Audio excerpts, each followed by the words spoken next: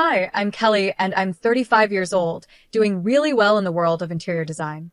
For the longest time, I thought I had the perfect family. My brother Paul and I have always been close, and we were raised to be tight-knit, always supporting each other. But everything changed when Paul met Maria. One day, Paul called me up, excited as ever. Kelly, you won't believe it.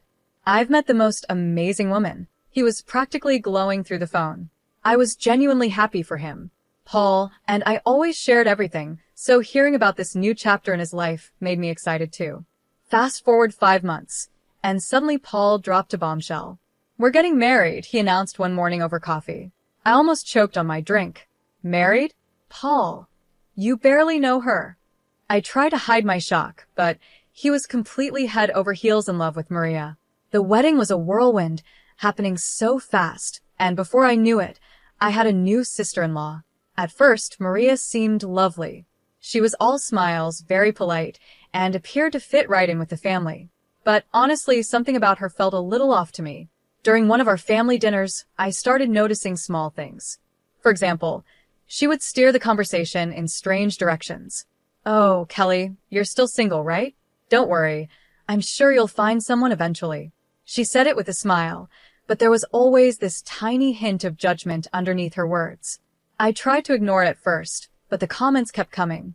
Every time, they were sugar-coated, but there was always a little sting to them. It was as if she was subtly trying to bring me down. One day, I was helping Mom in the kitchen, and I overheard Maria talking to Paul in the next room.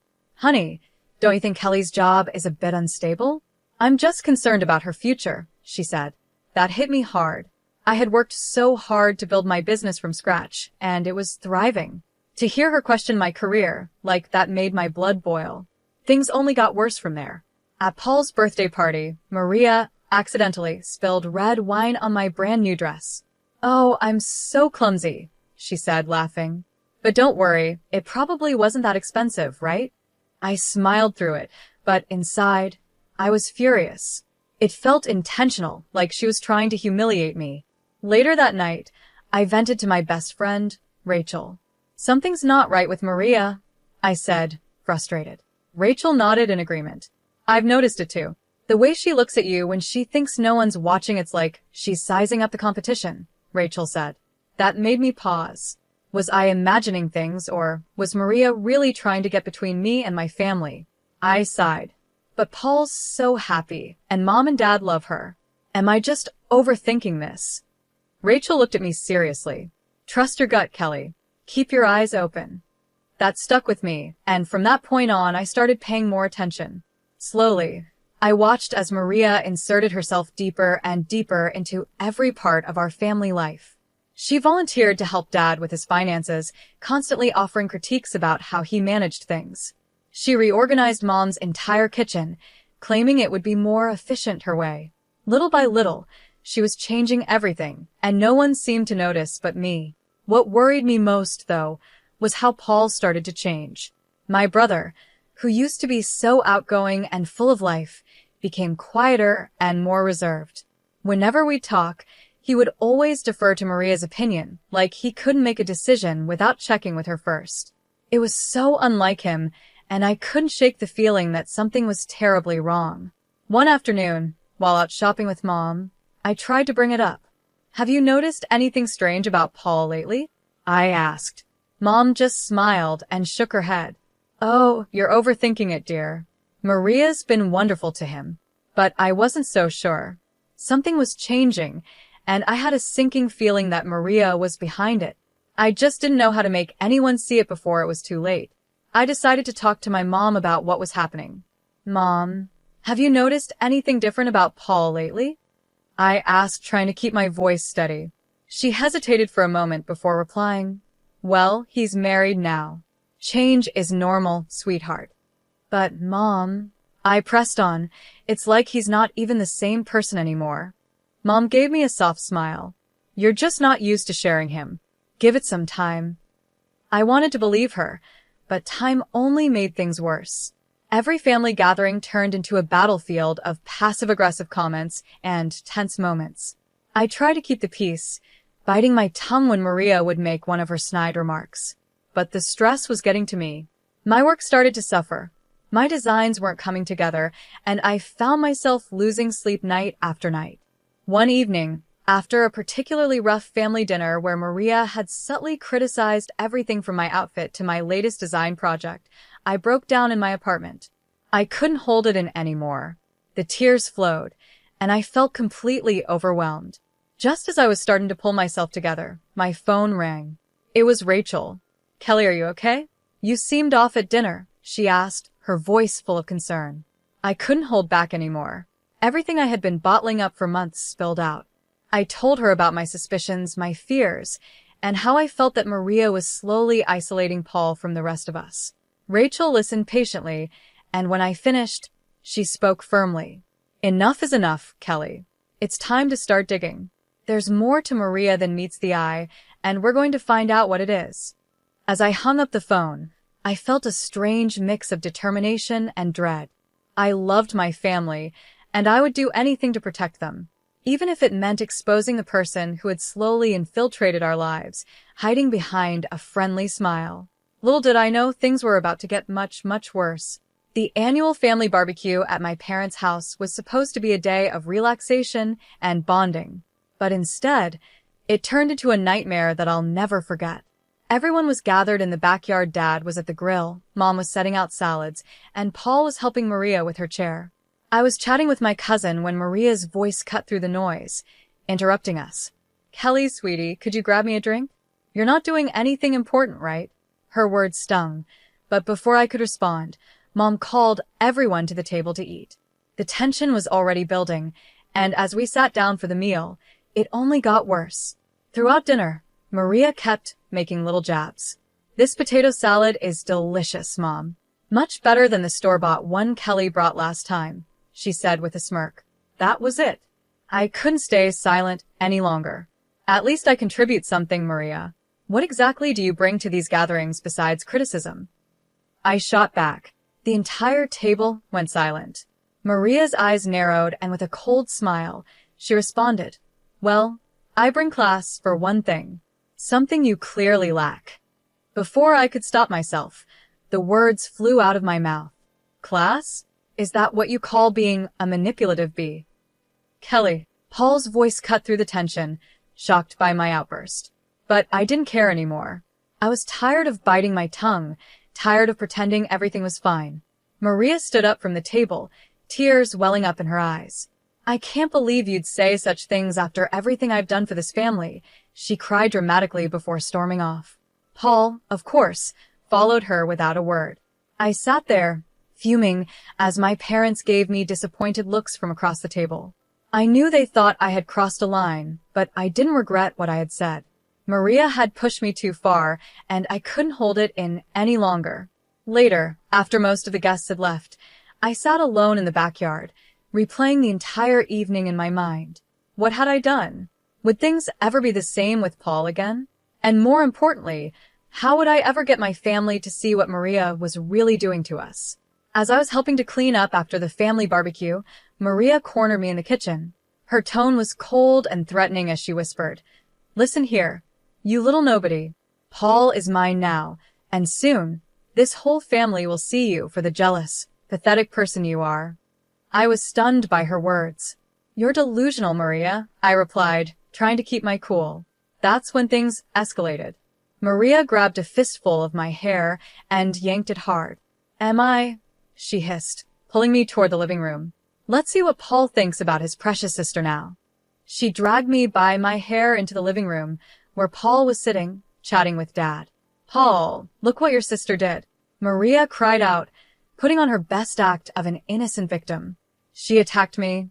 Paul turned around, his eyes wide with shock. "Kelly, what the hell?" he said, disbelief clear in his voice. I tried to explain, but Maria's fake tears and dramatic performance drowned me out. Paul wasn't even listening. His anger was directed at me, not her. "I think you should leave, Kelly," he said quietly but firmly. Humiliated and furious, I grabbed my things and walked out, my heart heavy with frustration. The next day, Rachel came over to find me still in my pajamas, surrounded by empty ice cream containers. I was emotionally drained, replaying the awful scene in my head over and over again. That's it. Rachel said firmly, looking at the mess around me. We're not letting her get away with this. It's time to fight back. Over the next week, Rachel and I started digging into Maria's past. We searched for anything that could reveal her true character. It didn't take long before we found inconsistencies in the stories she had told us. The college she claimed to have graduated from had no record of her. The company she said she worked for? It didn't even exist. But the biggest break came by chance. While grabbing coffee one afternoon, I bumped into a woman named Amy. She introduced herself as one of Maria's former coworkers. Oh, you know Maria? Amy asked, looking curious. How is she? Still ruining lives, I assume? My heart raced. What do you mean by that? I asked cautiously. Amy sighed and started telling me everything. Maria had a long history of causing chaos wherever she went. She had bullied coworkers, manipulated bosses, and even gotten Amy fired by planting fake evidence of theft. Maria knew exactly how to turn situations to her advantage and hurt those who stood in her way. Be careful, Amy warned me. Maria is dangerous when she feels cornered. I left the cafe with my head spinning. I finally had proof that Maria wasn't who she claimed to be. But as I reached for my phone to call Paul, I hesitated. Would he even believe me? Or would it just push him further away from me and closer to Maria? I stood there, torn between protecting my brother and preserving what little remained of our relationship. This was just the beginning. Maria's mask had slipped, and now I had a choice to make. How far was I willing to go to expose the truth? After weeks of debating with myself, I finally made a decision. I couldn't let Maria continue her manipulation without a fight. I made a call to James, a private investigator recommended by one of my clients. We agreed to meet at a quiet coffee shop to discuss everything. So, you want me to dig into your sister-in-law's past? James asked, glancing down at the folder I had brought with me. I pushed it across the table, feeling the weight of my decisions settle on my shoulders. Here's everything I've found so far, I said, my voice steady. But I need more. I need to know everything. James nodded, picking up the folder and flipping through the papers. All right, I'll see what I can do. Leaving the cafe, I felt a sense of determination that I hadn't felt in a long time. Maria had messed with the wrong person. I was going to protect my family, no matter what it took. Little did I know, the path ahead was going to be even more difficult than I imagined, but I was ready. It was time to uncover who Maria really was, and I wasn't backing down. As James flipped through the pages of the file I gave him, he let out a low whistle. Your sister-in-law has more red flags than a parade, he said, shaking his head. I'll see what I can dig up. 5 weeks later, James called me with news that sent chills down my spine. Kelly, your sister-in-law isn't just a liar, she's a professional con artist. She has multiple identities and fraud charges in 4 different states. And get this, she's been using your brother's business to launder money. My hands started to tremble as I tried to absorb what he was saying. How? How is she doing that? I asked, barely able to get the words out. Fake invoices, ghost employees, the whole works, James explained. Your brother's company is a ticking time bomb. I thanked James and hung up the phone, my heart pounding. I had to tell Paul. But how could I break this news to him? Just as I was trying to figure out what to do next, my phone buzzed with a text from my mom. Family dinner tonight. Maria insists. Please come. Great. Just what I needed. The atmosphere at dinner was tense from the moment I walked in. It was like everyone could feel that something was off, but no one wanted to acknowledge it. Maria was all smiles, playing her usual game. But when her eyes met mine, there was something cold and calculating about her stare. Paul was sitting next to her, looking a bit tired. Maria, in her sweetest voice, suddenly said, Paul, honey, why don't you tell everyone about our vacation plans? Paul cleared his throat, looking a little uncomfortable. Well, we're thinking of taking a trip. Maybe an extended one. 5 months or so. I nearly choked on my drink. 5 months. I blurted out. What about the business? Maria's smile grew tighter, and she quickly answered for him. Oh, Paul can run things remotely. Right, sweetie? She said, giving him a look that made it clear she was pulling the strings. Paul just nodded, like he didn't have a choice. After dinner, I couldn't hold back anymore. I cornered Paul in the kitchen, my heart pounding. Are you sure about this trip? 5 months is a long time, especially with everything going on at work. Paul sighed, looking worn out. Kelly, please. Maria thinks it'll be good for us. We need some time away from everything. I bit my tongue, realizing how deep Maria's control over him had become. It was like he couldn't see what was happening right in front of him. Over the next few days, I kept thinking about how to help Paul. I knew I couldn't do it alone. I reached out to Amy and some of the other victims I had discovered during my investigation into Maria's past. We formed a small support group, sharing our stories and the evidence we had gathered. We need to stop her before she ruins more lives, Amy said one day during one of our meetings. I nodded, a plan starting to form in my mind. I think I know how, I said, feeling a flicker of hope for the first time in a while. For the next week, I worked tirelessly to gather every piece of evidence I could find. I was determined to expose Maria once and for all. But she wasn't stupid. She must have sensed that something was going on. One evening, as I was leaving my office, I walked to my car and found my tire slashed. My heart sank. A note was tucked under the windshield wiper. It read, "Back off, or next time it won't be just the tires." I stood there, frozen, the fear creeping in. I quickly called Rachel, my hands still shaking. "Rachel, she knows," I whispered into the phone. "Maria knows I'm onto her." Rachel's voice was calm but firm. "Then we need to act now, before she can do any more damage." She was right. There was no more time to waste. Maria had played her game for long enough. It was time to expose the truth and protect my brother from the web of lies she had spun. With Rachel by my side, I set the plan into motion. This was it. There was no turning back now. We were going to take Maria down, and nothing was going to stop us. I called my parents, Paul, and the rest of the family. Emergency family meeting tomorrow night. It's about Paul's safety, I said, my voice firm. As I hung up the phone, doubt crept in. Was I doing the right thing? What if this all backfired? But then, I remembered the defeated look in Paul's eyes, how Maria had manipulated him and everyone else around her. No, this had to be done. The next day seemed to drag on forever. I spent the entire day triple-checking all the evidence I had gathered, making sure every detail was solid. I rehearsed what I was going to say, over and over again in my head. As the evening approached, my phone buzzed with a message from Paul. "Maria's not feeling well. We might not make it." My heart sank. Of course, Maria would try to avoid this. I texted back quickly. "Please, Paul. It's important." I wouldn't ask if it wasn't. Hours passed, and I heard nothing. I was starting to give up hope when I heard a car pull up outside my apartment. Peeking out the window, I saw Paul helping Maria out of the car. She looked pale and leaned on him dramatically. It was obvious that she was putting on a show. As Paul and Maria entered my apartment, the tension in the room was thick.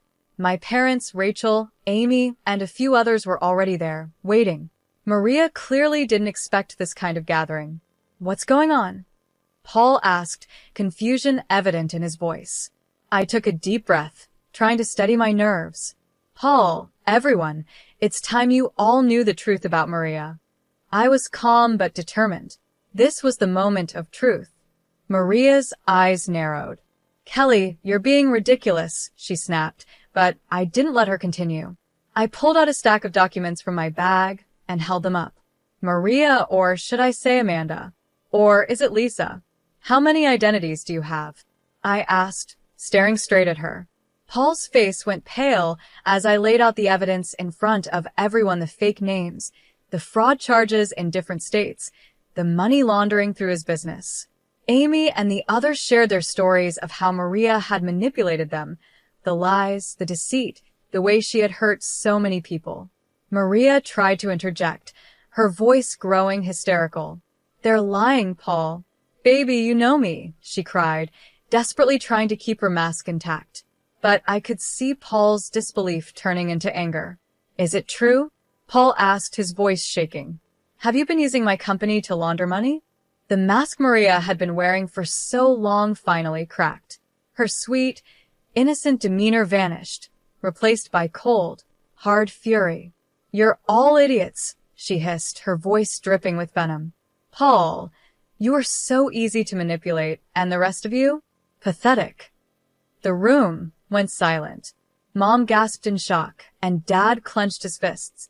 Paul looked utterly heartbroken, his world crashing down around him.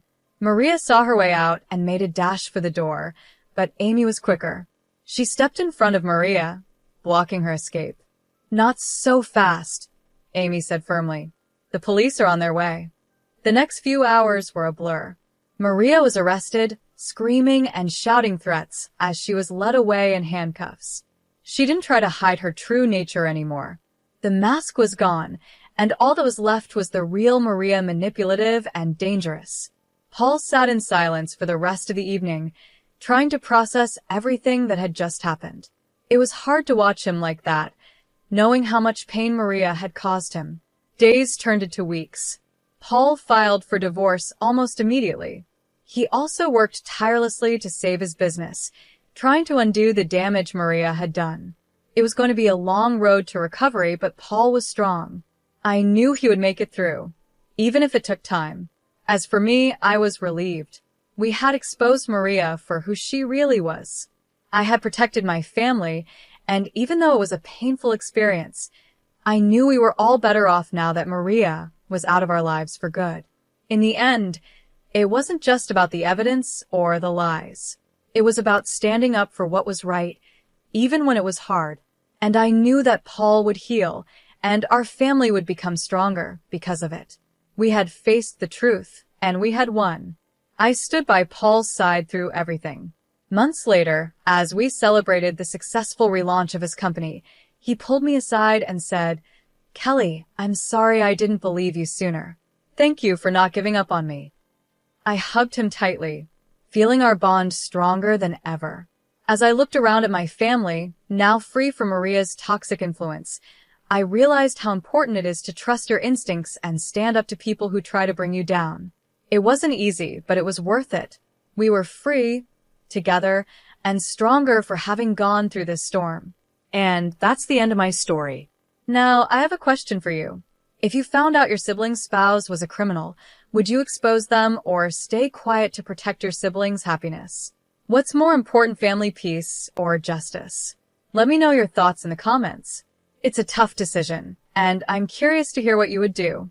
If you enjoyed this wild story, don't forget to hit that like button.